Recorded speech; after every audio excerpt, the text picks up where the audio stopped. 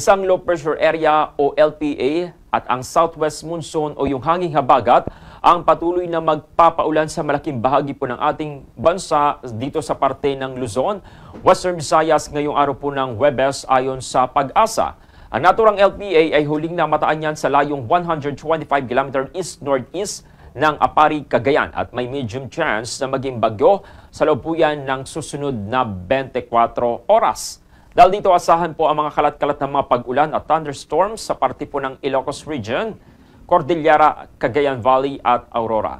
Samantala, ang habagat naman ang magdadala ng paminsan-minsang pag-ulan dito sa parte ng Metro Manila, Pangasinan, Zambales, Bataan, Cavite at dito sa atin sa Batangas at Occidental Mindoro.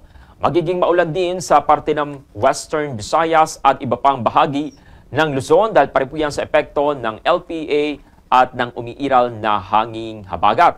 Ayon naman po sa forecast ng Pag-asa, mabibigat po ng mga pag-ulan ang mararanasan sa parte po ng Batanes, Cagayan, Isabela, Apayao, Kalinga, Abra at Ilocos Norte. Hindi rin po ligtas sa malalakas na ulan ang Metro Manila at mga probinsya na nabanggit dahil po yan sa patuloy na paghampas ng hanging habagat. Bukod pa riyan, maaari pong makaranas po ng isolated thunderstorm ang natitirang bahagi po ng ating bansa.